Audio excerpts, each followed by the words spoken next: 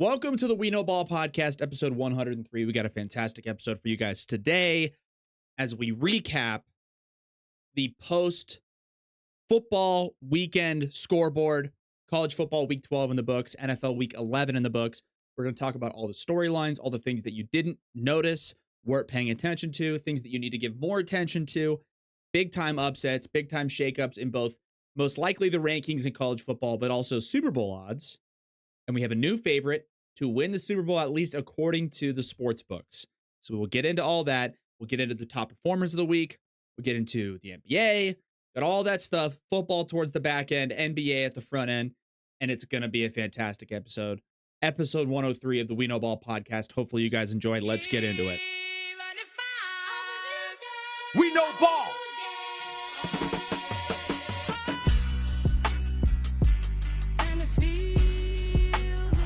First and goal. Mahomes flings it. It's there! Hardman! Jackpot! Kansas City! It's over. Time to say it again, Boston. Anything's possible.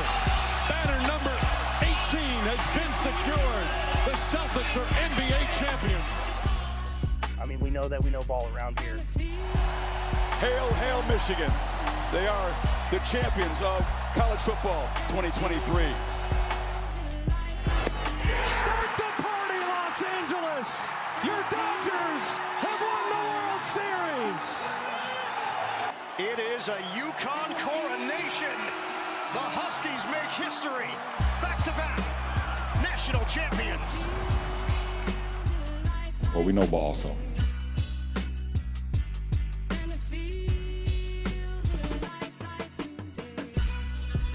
You heard LeBron. You heard Mahomes. You heard Stephen A. We know ball. Got an awesome episode today. Great episode today, guys. Episode 103 of the We Know Ball podcast. Thank you guys so much for tuning in as usual.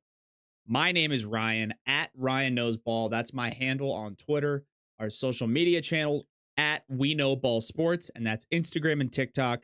Check us out on YouTube for clips, different pieces from the show, hot takes, summarized portions, different individual pieces of the show, because we do talk about a lot of different things. It's the grand spectrum of sports as we know it. So maybe you're not a basketball guy. You don't want to hear the NBA portion, but you want to hear football stuff. You head to YouTube, check out our football summary videos, our football content, and that's what you ultimately consume, and vice versa. If you're a basketball guy, but you don't like football, go check that stuff out too. But we got a lot to talk about today. Like I said on the intro there, NBA storylines. We've got NBA standings, and then, of course, the biggest stories of the week in the world of football, both college and the NFL. So thanks for tuning in, as always.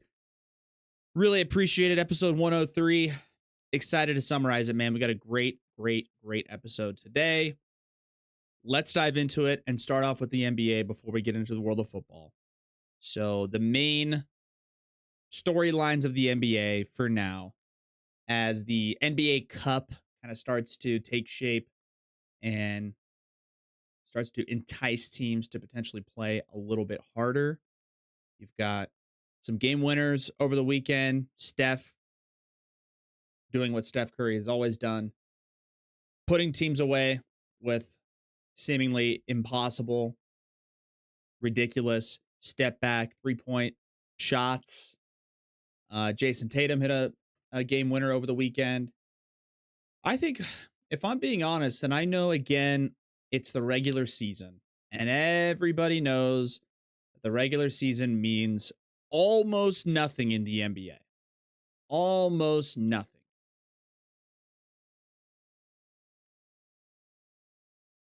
But if you look across the standings right now in the Eastern and Western Conference,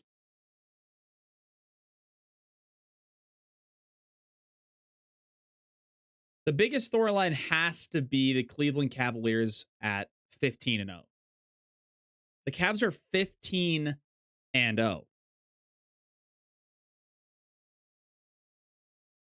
Is that good?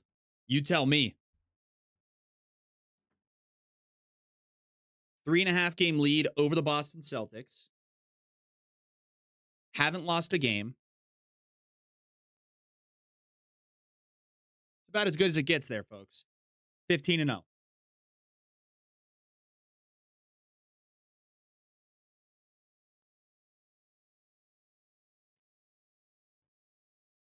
We've already talked about the Eastern Conference and how bad it is. We've talked about the disparity between the top versus the bottom. The fact that the Cavs are 15-0, the Celtics are 11-3, the Magic are 8-6, the Knicks are 7-6. So that's 4 teams above 500, and the rest of the conference is under 500. That's 4 teams.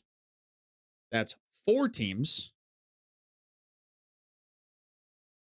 out of the 15 that are above 500. Sorry, but that's really bad. It's really bad. And it's even worse in comparison, of course, to literally the other conference. We have a direct comparison and juxtaposition between Eastern Conference, 4 teams above 500, Western Conference, 9 teams above 500, and then the 10 and 11 seed teams, if you will, with the Mavericks and Clippers, they're tied at a 7-7 record. So at 500, there's only 4 teams in the Western Conference that are under 500. So there's a direct correlation, juxtaposition, comparison, whatever you want to call it. But the storyline right now, I think, for the NBA so far is that the Cavs are 15-0. Does that mean they're going to win the NBA championship?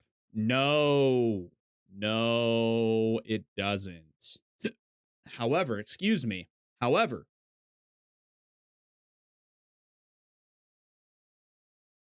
as we look at the NBA Finals odds, if you will,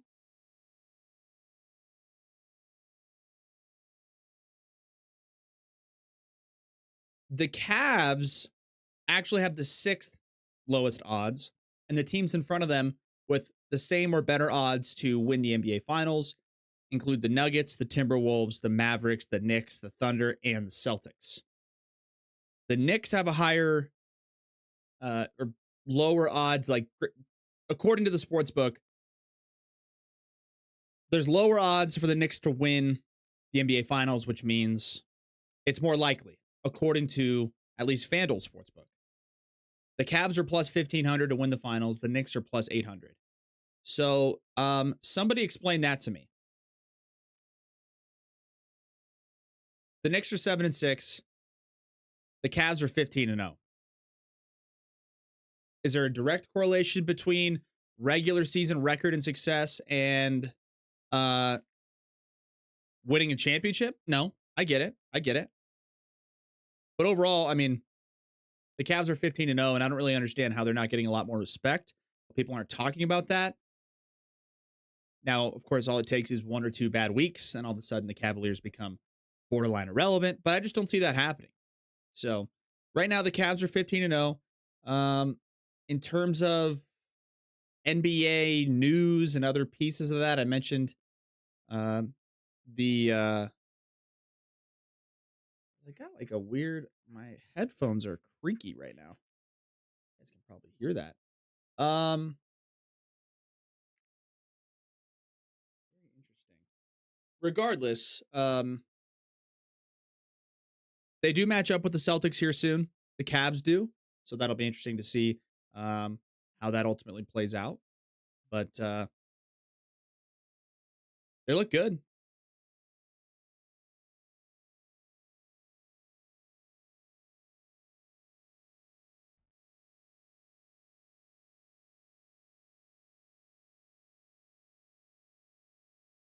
So, NBA, done and gone. Again, not much has changed. It's pretty much more of the same in the NBA. Eastern Conference stinks. Western Conference is decent. The Cavs are undefeated. The Celtics are remaining very relevant and good. And according to FanDuel, the Celtics have the greatest likelihood to win the NBA Finals. So not much has changed between the last time we talked about the NBA and this one. The NBA's viewership is down. I know that for a fact. At least it was for the first couple of weeks of the season. That's a problem that we can address later on if it continues. I doubt it's going to be a huge issue for them because the TV contracts are guaranteed and already agreed upon. But if you look at season stat leaders, it's kind of a bunch of the same suspects. Giannis leads the league in points per game. Nikola Jokic, defensive rebounds, assists. He's fourth in points. Jokic is the best player in the NBA. I don't think it's really particularly close, if you ask me. But that's where we stand in the NBA. And then, you got Wemby over there blocking shots, Chet Holmgren blocking shots. So it's a lot of the usual suspects in the NBA, a lot of the usual suspects in terms of players and teams. Let's move on to football. Because the NBA is just lacking a lot of substance this year. The NBA is lacking a lot of that firepower. It's lacking a lot of the entertainment factor. I think anybody would tell you that. I think everybody would agree. It's the regular season, so it is what it is. Same can be said for other sports, hockey, baseball, etc., right? Either way, guys, we'll move on to football, and we'll start off with college football, and we'll go through the top 25 in order of where they were ranked based on last week's college football playoff rankings, meaning we'll do the scores of the team that was ranked 1, ranked 2, ranked 3, go all the way down. And as we record today, being a Monday, the updated college football playoff rankings aren't out, but we can make our best guesses and our best judgment on where we think the teams will end up, where they're going to slide, because we had some teams in the college football playoff picture in the top 12 that walked away this week with a loss. So there's a lot to guess or judge, but it's hard. I don't know.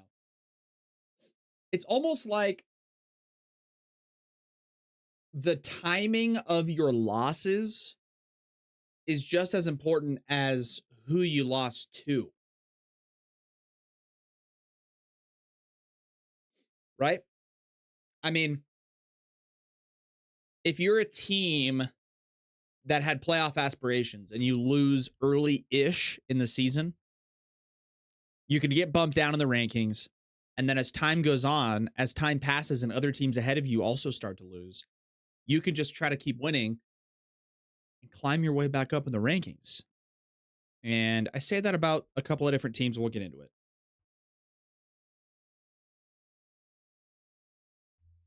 Starting at the top, number 1 team consensus, Oregon Ducks. Oregon Ducks came into the week at number 1, came into the week at 10-0, came into the week 7-0 in the Big Ten, and they go to Madison, taking on Wisconsin, and they barely skate by with a 16-13 victory, scoring 10 points in the fourth quarter, having a defensive interception to sort of seal the game for them. Statistically speaking, offensively, they put up decent numbers. I think more so the story was the points, the execution, the finishing of drives. Dylan Gabriel threw for just over 200 yards. They outlast Wisconsin and beat them 16-13. They barely skate by. I don't anticipate that this will bump them down because ultimately they won. And the team right behind them is Ohio State, a team that they also beat. So I assume Oregon will stay at number 1. However, it was certainly a scare for them. And even if they lost that game at Wisconsin, they're not going to drop out of the top 12. But it would have impacted a lot of other teams and considerations. And, you've got the the standings in the Big Ten. And if they'd have lost this game at this point, they would have, had one loss in the Big Ten. So does Ohio State. So does Penn State. It would have kind of thrown a big time wrench into the mix. So luckily for them, that didn't happen. Oregon won 16-13. Oregon has had a lot of very testy wins this year. Very testy wins. They beat Ohio State, of course, but they beat them by 1. They beat Boise State by 3. They beat Idaho to start the year by 10. And Idaho is horrendous. So they've had a lot of close games. And then they've had, and then of course Wisconsin. They have a bye, it appears, this upcoming week. And then they finish off their season against Washington, who they will most likely win. Or most likely beat, I should say. But yeah, like if they would have lost, you got Indiana, who's undefeated. And so Indiana would have leapfrogged them. And then you had Ohio State and Penn State, both with 1 loss, both in conference and overall. So it would have thrown a big wrench into the picture, into the consideration. They did not lose. They come away with the victory. They're undefeated still, 11-0, 8-0 in the Big Ten. Oregon beats Wisconsin 16-13. Number 2 team in the country, Ohio State. Ohio State took on Northwestern in a Big Ten conference game. Doesn't mean anything because they destroyed them 31-7. Not much to say about this game. Ohio State is a very solid team, but it's a Big Ten game and it is what it is. In terms of Ohio State, they've got their biggest game of the year next week. They've played a bunch of big time games against top 5 teams. And we'll talk about their matchup next week. But they've already played a top 5 game against Oregon when they were both in the top 5. And similarly with Penn State. And now they have another game next week in their top 5. Top 5. Number 3, Texas took on Arkansas. Kind of another sort of just like meh game for Texas. They won, but they beat Arkansas 20-10. I think from a committee perspective and a rankings perspective, I'm sure it's also not just, they won, but it's how they won. And with Texas, it's like the committee's going to look at that and go, wow, well, they scored 10 points in each half. They only beat Arkansas by 10. Yeah, it was on the road. We mentioned it last week when we did our preview show of episode 102 before the weekend slate of games. That game had potential to be exactly what it was, which is kind of ugly, low scoring, underwhelming, and closer than it probably should have been considering where both teams are ranked. Ultimately, Texas wins, but I wouldn't be surprised from a committee perspective if at Texas with 3 and then Penn State is right underneath them at 4, if the committee decided to swap those guys, slide Penn State up to 3, Texas down to 4. Does that impact anybody? Does it hurt anybody? No. Both teams are in the playoff, technically, right? But Texas beats Arkansas. They're 9-1. They're 5-1 in the SEC. They win 20-10. And that's where they are. Number 4, Penn State, like I mentioned, was right underneath them and took on a unranked 1-8 Purdue team. And they beat Purdue 49-10, convincingly, as they should, as they expected to. Nothing surprising there. Penn State wins. They're 9-1, and they're 6-1 in the Big Ten as well. Number 5 was Indiana. Indiana did not play this week. Number 6 was BYU. BYU out of the Big 12 climbed all the way up into the top 6. And then they host Kansas. I mentioned it last week as well. BYU is hosting an unranked Kansas team that came in at 3-6. And BYU was favored by 2.5 points as an undefeated team hosting a 3-6 Kansas team. And they were favored by 2.5 points. How does that make any sense? I'll tell you how. Because Kansas beat them. Kansas won 17-13. As it turns out, BYU may not be that good. Last week, they skated by Utah. Skated by Utah. And outside of that, their most impressive win this year was against a top 25 Kansas State team back in week 4 or 5. And they beat them 38-9. They also beat SMU, who is highly ranked in the ACC. But other than that, they don't have a ton of very insane, impressive wins. And they skated by Utah last week. They lose to Kansas this week. They came into the week at number 6. I wouldn't be surprised to see them fly out of the top 12. Maybe not I'd say fly out. I mean, that I just say drop substantially, from 6, which is where they were, down to 15. I just wouldn't be surprised, right? And again, from a committee perspective, it's hard to put BYU at this point, especially, they only have 1 loss. Their record's better than Tennessee or Georgia or Alabama. Put those teams head to head, put those teams side by side, Georgia, Tennessee, or Alabama, all absolutely boat race BYU. Absolutely kill them. So that's what the committee knows. The committee's going to see that. The committee's going to launch BYU out of the top 12. Do they still have a chance? Yes, they could win the Big 12 Conference Championship and get an automatic bid. That being said, we'll see what happens. Mentioned BYU at number 6. Number 7, Tennessee. Probably the game of the week. The largest college football playoff implication game of the week, considering both teams involved.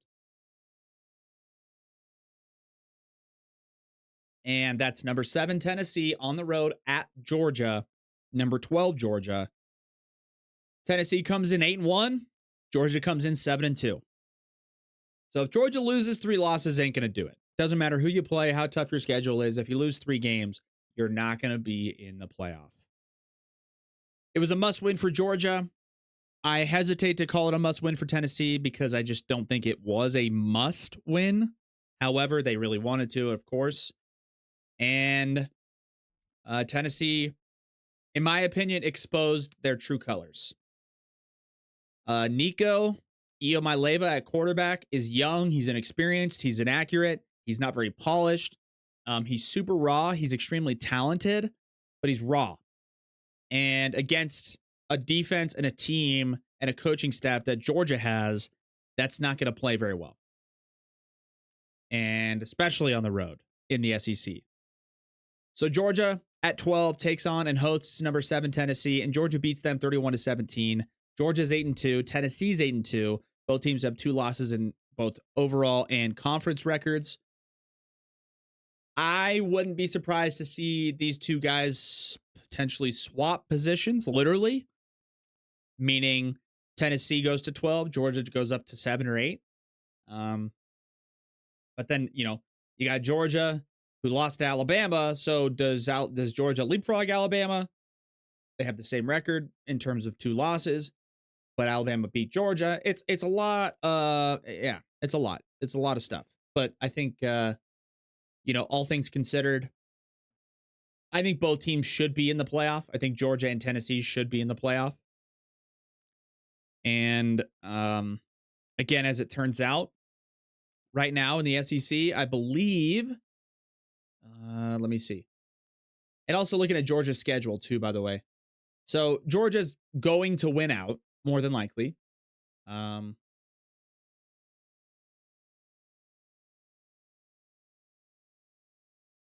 They play Massachusetts next week, and then their rivalry game, an in-state rivalry at the end of the year, Georgia Tech. So they're going to win out. Ahead of them in the SEC standings, you have Texas, who we talked about, and then Texas A&M.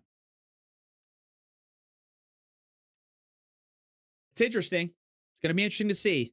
But we'll see what happens. Georgia in the rankings and Tennessee and where they end up. I think we're going to be in for a little bit of a shakeup there with that result of Georgia taking down Tennessee.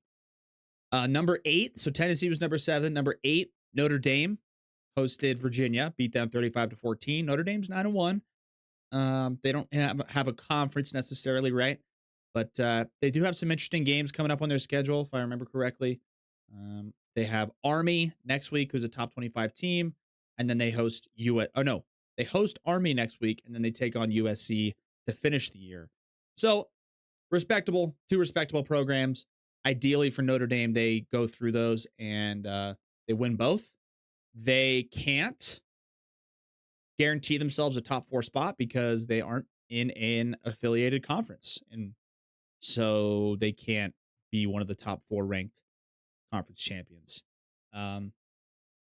Number 9 was Miami, and it doesn't appear that Miami played this week. Number 10 was Alabama. Alabama hosted Mercer and beat Mercer 52-7. It's just very interesting that some of these really prestigious programs are playing, mop-up games at the end of the year. I don't know like what exactly that is, but Alabama beats Mercer at number 10. Number 11 was Ole Miss, didn't play. Number 12 was Georgia, obviously beat Tennessee. Number 13 was Boise State, just outside the top 12, if you will. However, they have an opportunity to win the Mountain West, and maintain their rankings, and then become the highest ranked group of 5 conference champion, which would give them an automatic spot in the playoff. Not a first round bye, but a spot in the playoff. So they just need to handle their own business, right? And just win out, like I said, win the Mountain West, and they will be the highest ranked group of 5 champion. And then we'll see what happens from there. But Ashton Jeanty, 150 yards, 3 touchdowns. That's just it's a standard week for Ashton Jeanty.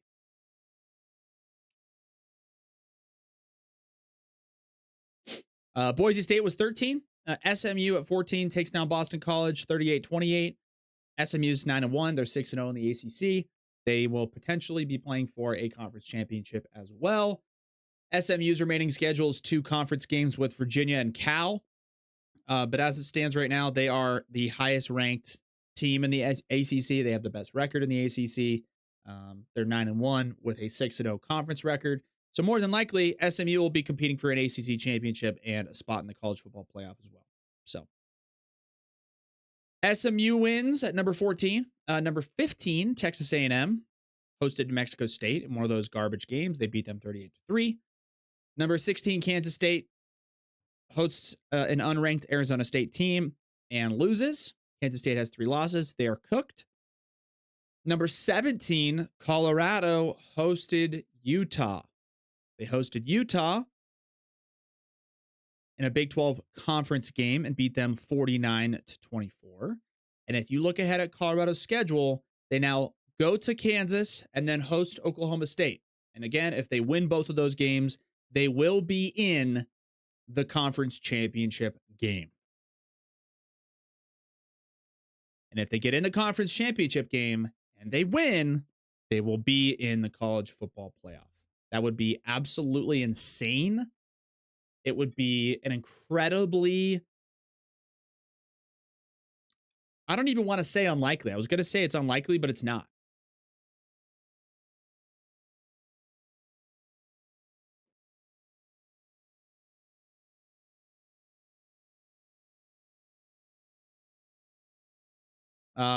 What Dion and Colorado have done this year is insane in a good way. They're 8-2. They're 6-1 in the conference. They have a very good opportunity to go on and compete for a Big 12 championship in the Big 12 championship game. And that would put them in the college football playoff if they win that. I think that'd be good for the sport. I think that'd be good for college football. I think they certainly would deserve it if they go through and win that. The Big 12 has proven to be a little bit shallow. It's not a super deep conference, but Colorado can go through, handle business, and find themselves competing for a spot in the college football playoff and in the college football playoff. And that's crazy. But Colorado was number 17 this week. They beat Utah 49-24 at home. Number 18, Washington State went to New Mexico and lost 38-35. Stanford hosted number 19 Louisville and beat them 38-35. Stanford beat Louisville, and Louisville's cooked. Clemson went to Pitt in the early morning game, at least on the West Coast. Number 20, Clemson at Pitt, beat them 24-20 in a really tight game. Clemson's 8-2. They're 7-1 in the ACC. They're still on the outside looking in at the college football playoff, but they're probably going to leapfrog a bunch of teams. I think they're going to leapfrog Louisville, and you're going to leapfrog Washington State. They're going to leapfrog Kansas State. They're going to slide up into that top 15 sort of mix, and at which point I think they're going to need some help with the top two teams in the ACC, and then potentially compete for an ACC championship and try to win that to get into the playoff as well. Top 25 game over in the SEC. Number 21, South Carolina hosted number 23, Missouri. South Carolina beats Missouri 34-30. Both teams are now 7-3. Missouri is 3-3 in the SEC. South Carolina is 5-3. Neither team's going to get into the playoff or anything. But that's a nice, fun, competitive SEC nighttime game. And then rounding out the top 25, number 22, LSU went on the road to Florida, and LSU lost to Florida. Florida beats them 27-16. LSU 6-4, 3-3. Brian Kelly does everything he possibly can as a head coach to deflect blame and responsibility, when ultimately LSU's team is just not as talented as maybe they have been in years past. They're not coached very well, and yet when they don't play well, Brian Kelly likes to deflect blame and mistreat his players on the sideline for some reason. It just doesn't make a lot of sense to me, because you can watch LSU play and just see from a fundamental standpoint, from a preparation standpoint, the players seem to be in the wrong position a lot of the time. They seem to be making the wrong decisions when it's a split second decision a lot of the time. They seem unprepared, and all that stuff comes from coaching. And Brian Kelly, I don't really know, but I know that his seat is warm at LSU. I would assume he's back next year, but his seat's warm. And then last but not least, Tulane. Tulane's number 25. They beat Navy in a conference game 35-0. So Tulane's 9-0. They're 7-0 in the American Athletic Conference.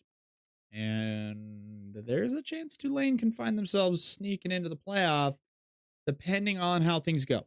So we'll see what happens. But that's college football. And again, in terms of the rankings and shakeup and stuff, BYU is in the top 12. They lost. Oregon barely won, but they'll be fine. Number 7, Tennessee lost. Number 12, Georgia won. Number 13, Boise State won. So there's going to be some shakeups for sure. We'll find out on a Tuesday night where the playoff sits. Now, the rankings are, yes, relevant, but also the conference championship stuff starts to come into play and consideration.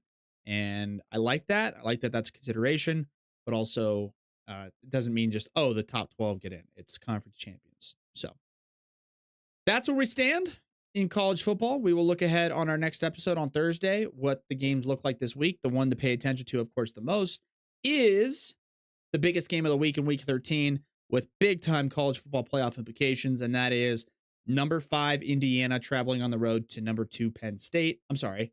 Let me rerun that back. Number 5, Indiana on the road at number 2, Ohio State. Ohio State. It's a top 5 game. It's a big time playoff implication game. If Ohio State loses, that'll put them at 2 losses in the conference. That will knock them out of any potential to win the conference championship. If Ohio State wins, I think we're looking at either a rematch in the Big Ten championship with those two teams, or Penn State becomes a part of the mix in some degree. But that's by far the biggest game of the week, top 5 game, number 5, Indiana at number 2, Ohio State. And again, we'll look ahead, but as it looks through here, there's not another top 25 game. There's some other games to potentially pay attention to, but no games that have as much implications as that one. But we'll dive into it next week. So that's where we stand. And then as we go, Saturday's action, transition to Sunday.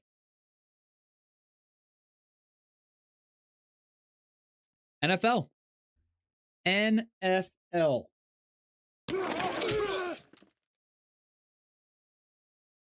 NFL week 11 started on Thursday.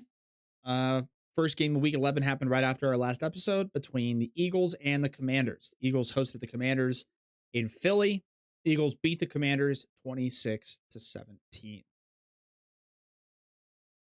Saquon, breakout game. Jalen Hurts had a solid game. But again, Saquon, 26 carries, 146 yards, 2 touchdowns. The Commanders showed people that they are who we thought they were, which is talented, competitive, capable, but still not quite there. And that's okay, because last year they were a joke. This year, they're competitive. This year, they're still trying to get in the playoffs. They probably should get in the playoffs at 7-4. Jaden Daniels and the offensive unit for Washington struggled against the Eagles defense. And again, that's okay. The Eagles have a really good defense. The Commanders are a young team. They're a little bit inexperienced. If you look ahead at their schedule, again, as they sit at 7-4, they play the Cowboys next week, who they should beat. They play the Titans after that, who they should beat. They play the Saints, who they should beat. And then they finish the year Eagles, Falcons, Cowboys. They may lose to the Eagles again. They may even lose to the Falcons. Who knows? And then they have the Cowboys, who they should beat as well. So, interesting to see where things are. But if you're a Commanders fan, it's not time to panic by any stretch of the imagination. They're not on fraud watch. Everyone's saying, oh, fraud alert, fraud watch, blah, blah, blah. Like, it's fine. They're fine. They're 7-4. You know, they've played 11 games. They've got 6 games left. Realistically, they should walk out of this season at least 10-7, maybe better. And that's good enough for a playoff spot. Guaranteed. So, Eagles play the Commanders. Eagles beat the Commanders on Thursday Night Football 26-18. On Sunday, starting off in the early morning slate, the Bears and the Packers, probably the biggest storyline game of the first slate of games on Sunday. Ultimately, the Packers on the road in Chicago take down the Bears 20-19. The Bears line up for a long-ish field goal with 1 second on the clock at the end of expiration, and the Packers deflected it at the line of scrimmage. The field goal was no good. The Packers win by a point, 20-19. When you're a team like the Bears and you don't have a definitively solid, I'll put it this way. When you're a team like the Chicago Bears and the culture is non-existent, the consistent performance doesn't exist, when the production seems to be spotty, not reliable, different facets and different units of your team exceed in one week and then falter in the others. You're poorly coached.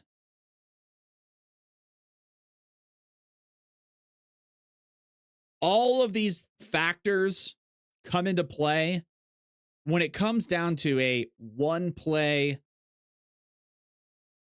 fundamentally sound, operations need to be executed clean type of situations. And when those things happen, when those situations expose themselves on things like a Hail Mary, on things like a game-winning field goal, when you have that overarching sort of negative invisible cloud, that bad aura around your organization, bad culture, questions being thrown at the top, all the way starting at ownership to general manager to head coach to quarterback. Seemingly guys are out of position week by week. One unit on one side of the ball does well, and then the next week they falter, and vice versa. And then you get down to special teams. More often than not, you're not going to execute with a clean operation. You're just not. And historically speaking, the Packers have always executed and been well coached, and the Bears are the opposite. And when push comes to shove and it's time to make a game-winning field goal with the game on the line, one team's going to come through the line of scrimmage and block it, and one team's going to let them do that. And it's typically teams like the Packers blocking and the Bears missing.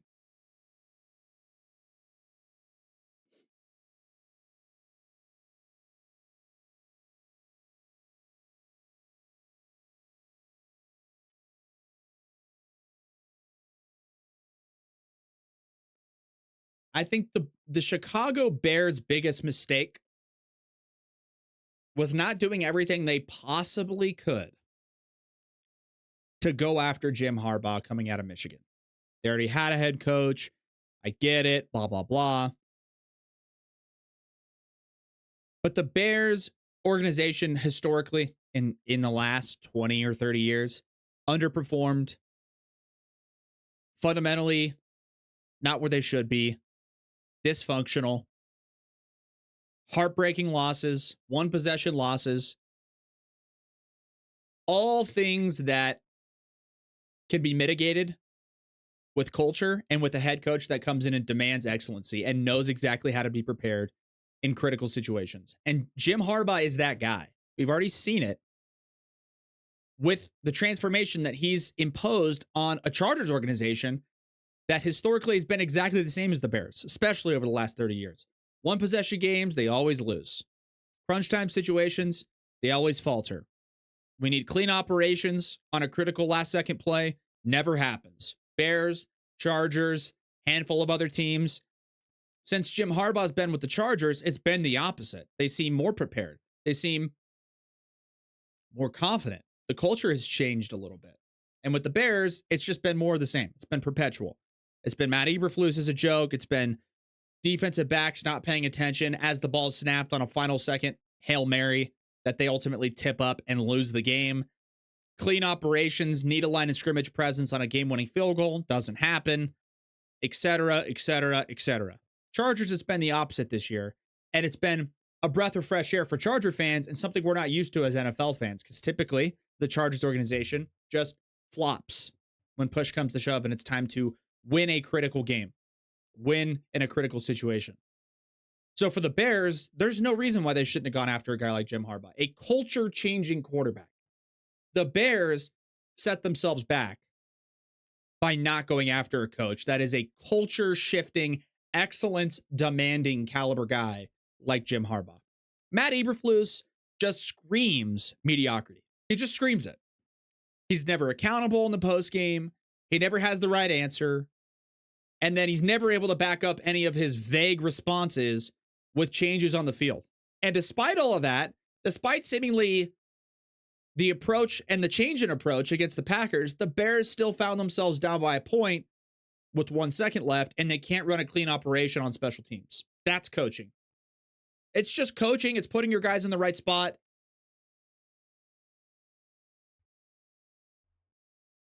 And it's something that Jim Harbaugh can mitigate as a head coach, something that he knows how to clean up and have that attention to detail be the primary focus.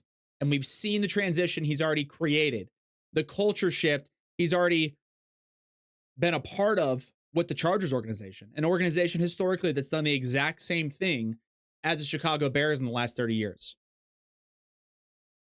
Underperform, lose by one possession, heartbreaking losses. Hasn't been very much of that with the Chargers this year. And it's been a pretty small sample size, but it's also not a coincidence because Jim Harbaugh comes over and culturally changed what they had going on in the Chargers organization. The Bears, it's more of the same. It's just more of the same. And yeah, it's devastating for Bears fans. And yeah, it's like, I can't believe it. Yeah, they got embarrassed by the Patriots at home. They lose to the Cardinals. They lose on a Hail Mary. They lose on a last-second field goal. But that's the Bears in a nutshell. That's Matt Eberflus. And the biggest mistake the Bears made was not going after a guy like Jim Harbaugh. Big mistake by them. And a guy like Jim Harbaugh, a culture-changing head coach, doesn't come around very often. There's not a lot of them around in the entire spectrum of American football. But Jim Harbaugh is one of them. And as it turns out, the Bears didn't care to even pursue that. And in doing so, set themselves back.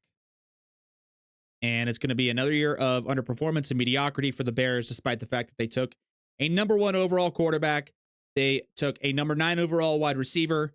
They acquired Keenan Allen, and they have a top 7 defense. It's interesting to see. Moving on, Detroit Lions hosted the Jacksonville Jaguars. Detroit Lions beat the Jags 52-6. 52-6. Here's the thing, okay? The Lions are really good. The Lions are really good. And they're like insanely dynamic on offense. Jahmyr Gibbs, David Montgomery, Amon-Ra St. Brown, Sam Laporta, Jared Goff, Jameson Williams. It's a long list of guys.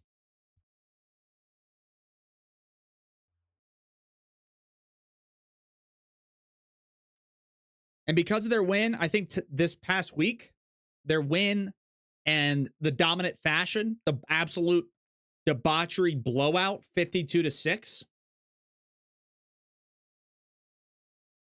combined with the fact that we'll get to it, but the Chiefs lost with their first loss of the season. The Lions are now the favorites to win the Super Bowl after week 11 in the NFL.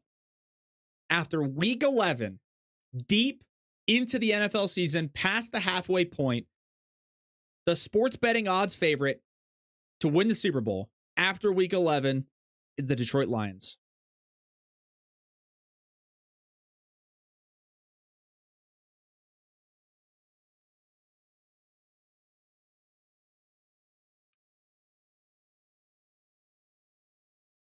I think the Detroit Lions have an excellent opportunity to get home field advantage throughout the playoffs, to win the NFC Championship, to go to the Super Bowl, and lose to the Bills, the Chiefs, or the Ravens.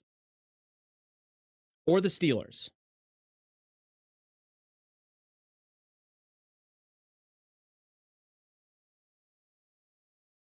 I think the Lions are a great team. They're dynamic and explosive on offense. But when they come up against an opposing team with a fortified defensive unit that slows down one facet of their offensive game, whether it's the run game or they shut down the pass and force them to be one-dimensional, the Lions become reliant on trying to make explosive plays, on trying to pick up big chunks.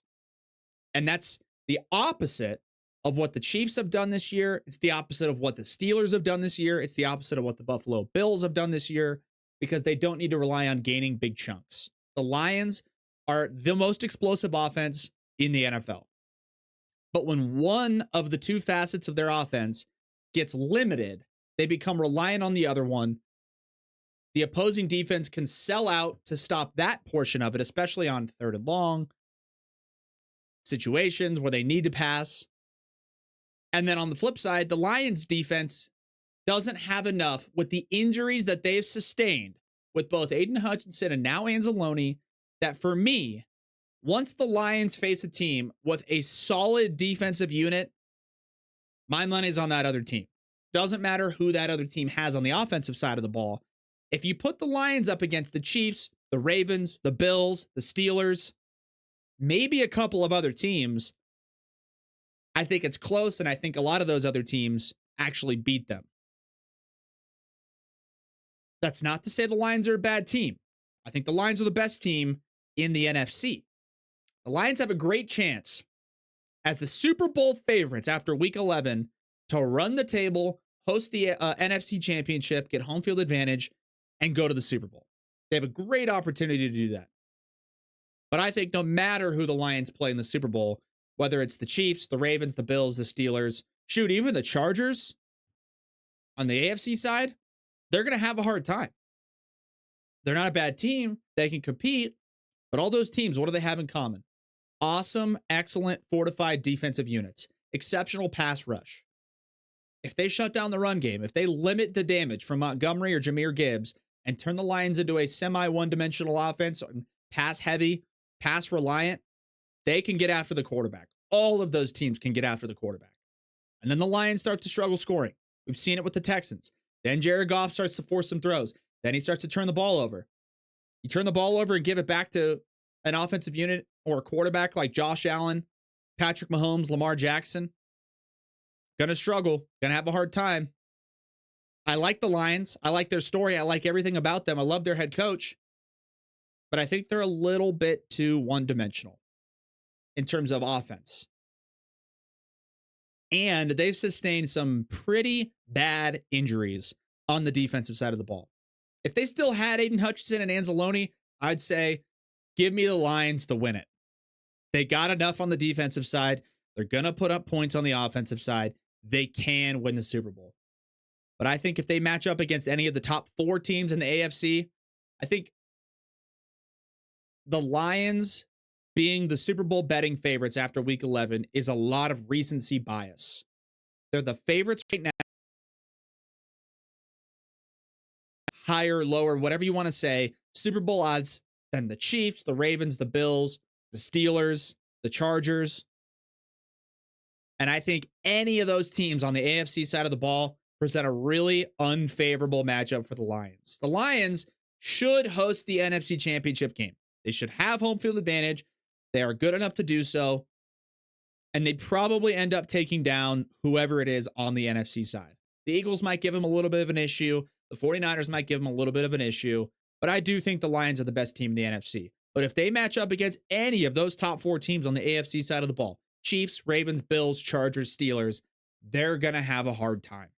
Because those teams have exceptionally productive defensive units and great offensive units and dynamic quarterbacks to a point where if the Lions struggle to score on 1 or 2 possessions on offense, that all of a sudden they're behind the 8 ball. All of a sudden they become one-dimensional. All of a sudden they got to rely on a guy like Jared Goff, who, yes, is perfectly capable and he's very efficient, but we also saw the damage that can be done when they become one-dimensional, when they need to rely on the passing game, and they play a team like the Texans, who have a great defensive unit, and Jared Goff throws 5 picks. 5 picks. Now, yeah, the Lions won that game. You throw 5 picks against the Chiefs and Patrick Mahomes, you lose. You throw 5 picks against Lamar Jackson and the Ravens, you lose. 5 picks against the Bills and Josh Allen, you definitely lose. So I think the Lions are the best team in the NFC. I think they're also the 4th or 5th best team in the NFL, if that makes sense. Because the AFC is so strong, it's so dynamic, and the quarterback play and the offensive efficiency and the defensive units from the top 4 or 5 teams in the AFC, those are scary teams that I wouldn't want to face if I was the Detroit Lions. If I'm the Lions right now, I want to make sure I secure home field advantage, find a way to get in the Super Bowl, maybe get a couple guys back. But without Aiden Hutchinson, without Anzalone, or 100% Anzalone, I'm a Lions fan. I hope to God we can just find a way to host the NFC Championship, get to the Super Bowl, and just play our absolute tails off and hope everything's firing on all cylinders so we can win a championship. But the Lions facing off against the Chiefs, Ravens, Bills, Steelers, Chargers, it's going to present some issues for them. That's my opinion. I'm just saying. They're a good team, and I like everything about what the Lions are doing. They're dynamic on offense. But, yeah, their defense is, I don't know if it's good enough. Oh, they just gave up 3 points to, who? The Jags and Mac Jones, or 6 points to the Jags and Mac Jones. Like, okay, right? Okay. If you look ahead at their schedule, too, I mean, they got the Colts next week. They play the Bears twice. They play the Packers. They play the Bills. They play the 49ers. They play the Vikings. Like, they're 9-2 right now. They're going to get in the playoffs. And again, they have an opportunity to host, or get home field advantage. Colts next week, I'd give the Lions the advantage. The Bears have a great defensive unit. I think the Colts, or they beat the Colts, but the Bears defenses might give them a little bit of a hard time. But they play the Bears twice, and let's say they beat the Bears twice. Okay, they beat the Colts and they beat the Bears twice. That's 12 wins. Packers at home. I think that's a coin flip game, man. Bills, I give the edge to the Bills. At San Francisco, that's going to be a tough game. And then they play the Vikings to end the year. I don't know, man. 9-2 might pretty quickly turn into a 12-5, right? Still good enough. Still really good to get in the playoffs. I don't know. Guess we'll see. They're Super Bowl favorites right now, so good for them. Moving on, Vikings played the Titans, beat them 23-13. Nothing to write home about. Vikings are respectable. Are they good? I don't know. They're 8-2. Record would indicate yes, but are they? I don't know. The Raiders and Dolphins played. The Dolphins beat them 34-19. The Dolphins are 4-6. Don't count them out yet. They may find a way to sneak into the playoffs at 9-8. Not going to do much damage after that, in my opinion, but you never know. Tua's back. They got some weapons back on offense. Dolphins have a decent chance to find a way into the postseason. Rams went to New England and beat the Patriots 28-22. Matt Stafford, 295 and 4 touchdowns. Rams are 5-5. Again, it's just like that's where they are every year because they're really well coached. Even if guys are hurt, even if guys miss time, they still find a way to compete. They still find a way to win games and be relevant in the playoff conversation. Are they going to win the Super Bowl this year? No, they're not, but they might get in the playoffs. And that's good for them. The Rams are 5-5. Saints played the Browns and beat them 35-14. Taysom Hill randomly has the biggest game of the year. Has 7 carries for 138 yards and 3 touchdowns.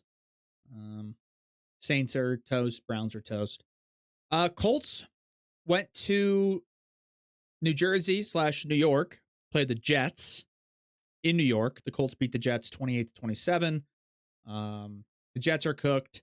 The Colts are respectable, but ultimately cooked as well, I believe. Kind of a meh game, but the Jets, man, and Aaron Rodgers is just like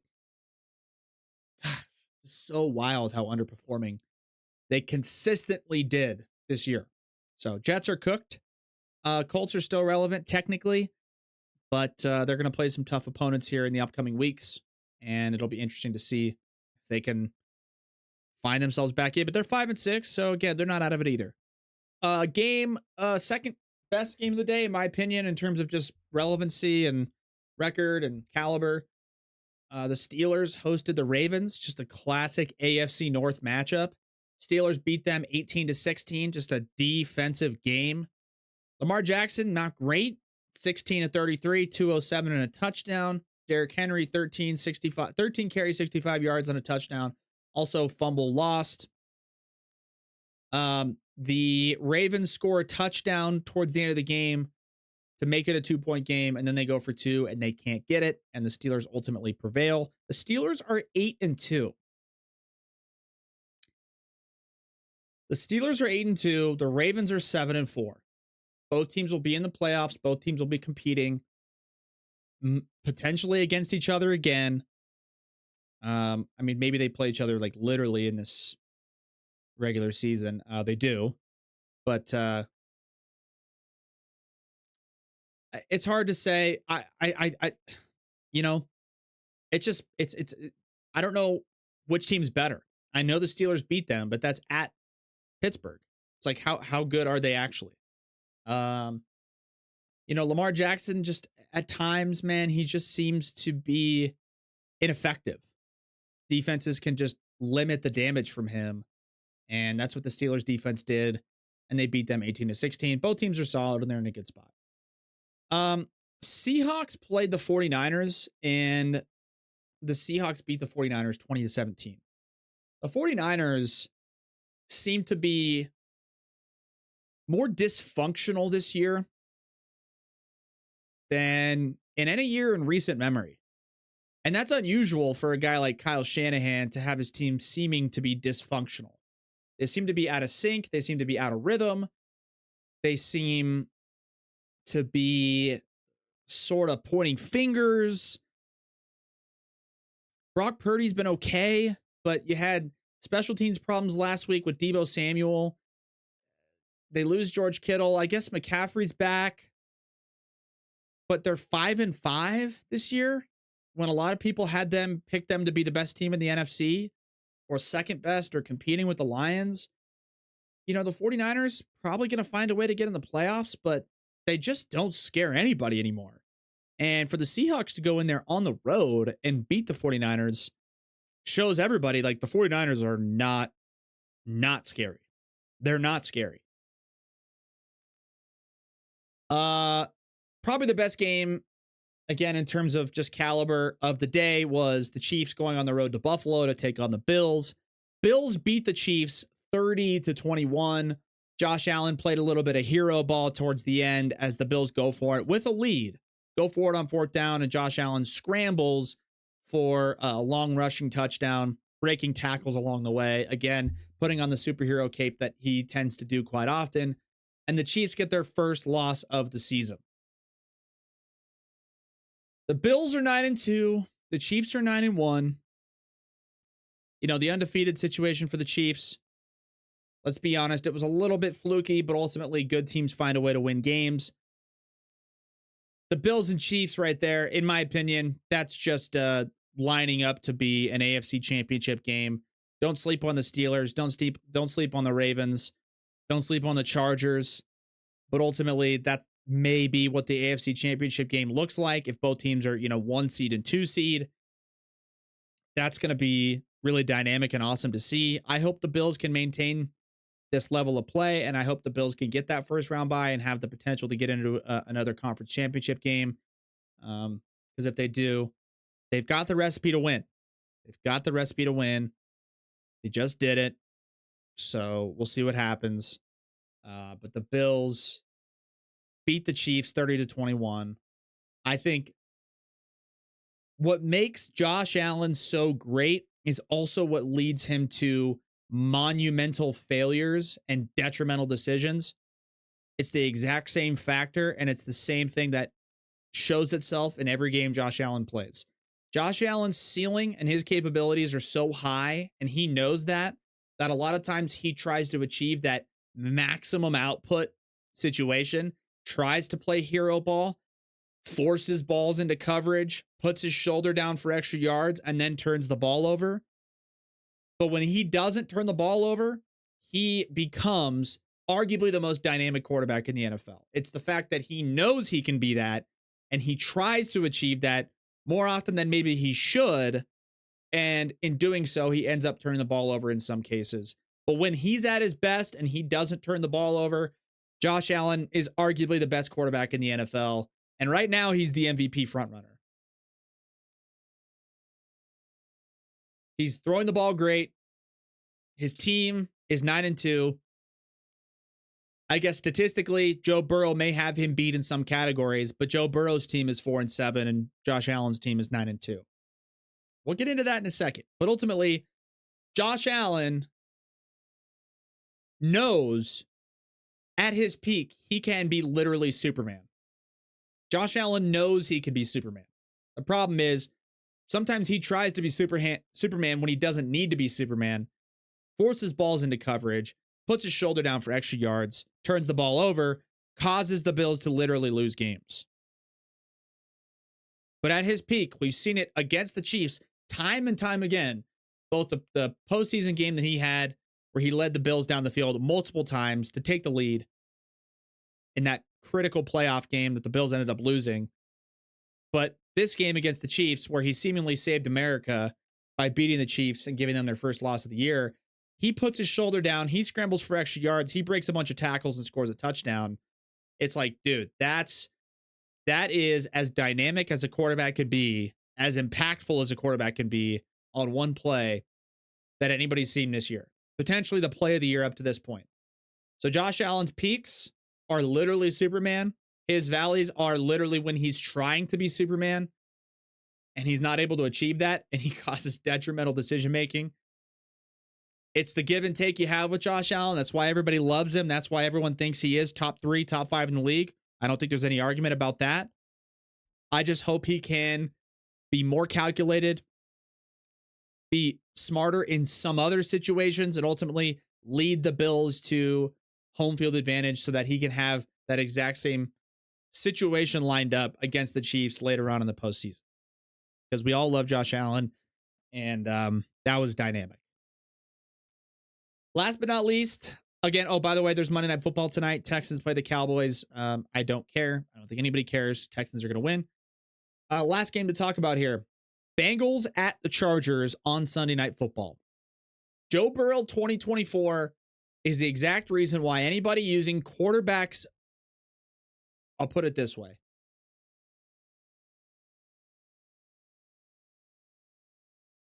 If you use wins as a quarterback stat, when you're talking about NFL quarterbacks, you don't know ball. If you use wins as a stat, you don't know ball. Yes, good quarterbacks win games.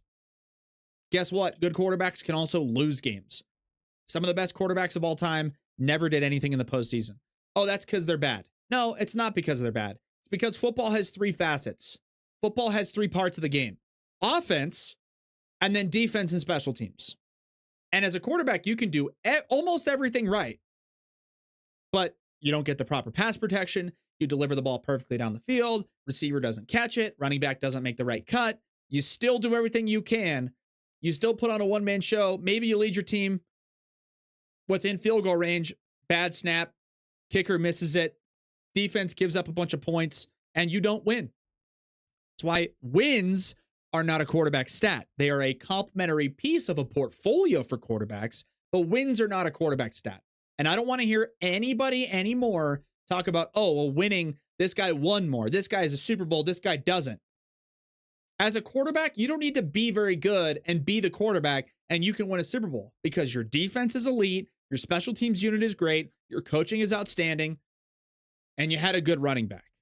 It's rare. It's not as common as having a good quarterback winning a Super Bowl, but it's possible.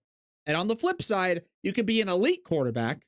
You can have elite numbers. You can have high rates of efficiency, and your team can still lose.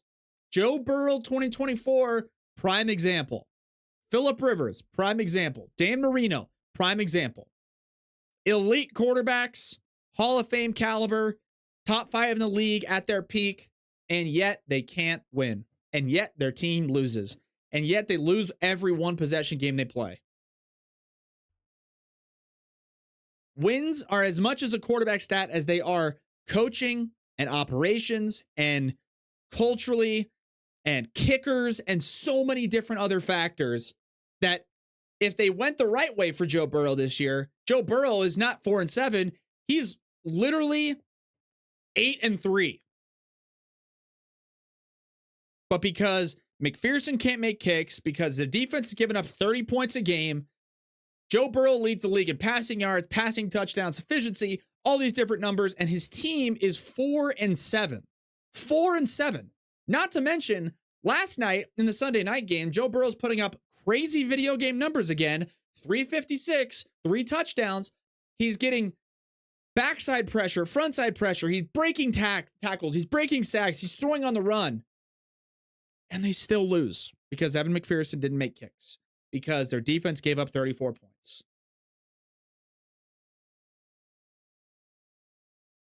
Quarterbacks, wins are not a quarterback stat.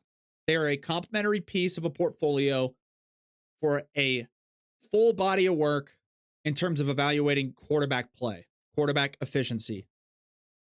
You take passer rating, you take completion percentage, you take yards per attempt, yards per completion, touchdowns, interceptions,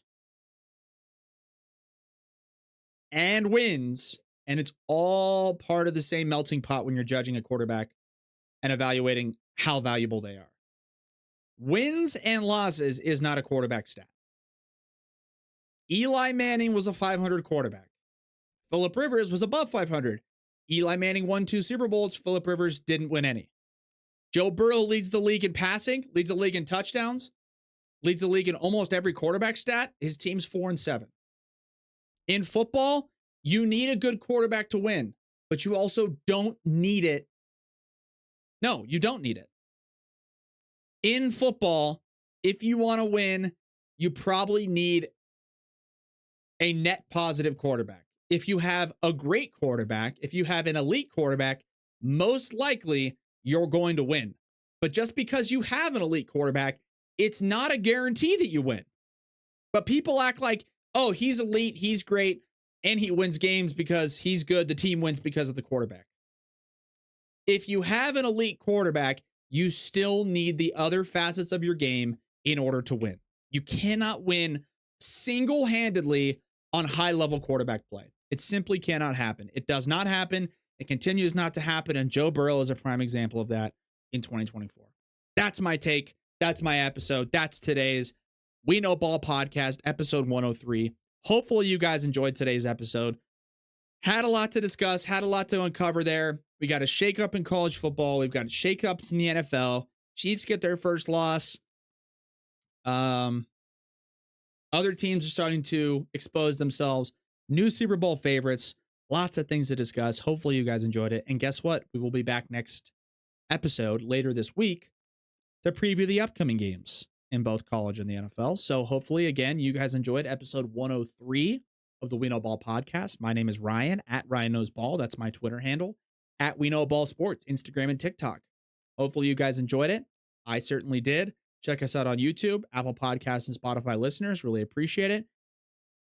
We're done and gone. Episode 103. NFL Week 11, College Football Week 12 in the books, done and gone, approaching the end of November. I cannot believe it. It's been crazy. It's been fun. And it's certainly been crazy fun, right? As they say, I don't really know what that means. I'm ranting at this point because I'm fired up and we're done with the episode. Hopefully you guys enjoyed episode 103 of the We Know Ball podcast. We'll be back later this week for episode 104 to preview the upcoming weeks. Because guess what? You, me, everyone tuning in, everyone involved, we know ball. We know ball.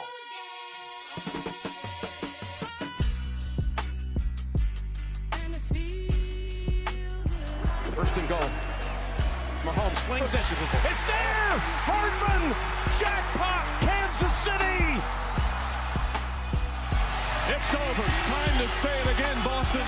Anything's possible. Banner number 18 has been secured. The Celtics are NBA champions. I mean, we know that we know ball around here. Hail, hail, Michigan. They are the champions of college football 2023. Start the party, Los Angeles! Your Dodgers have won the World Series! It is a UConn coronation. The Huskies make history. Back-to-back national champions. Well, we know ball, so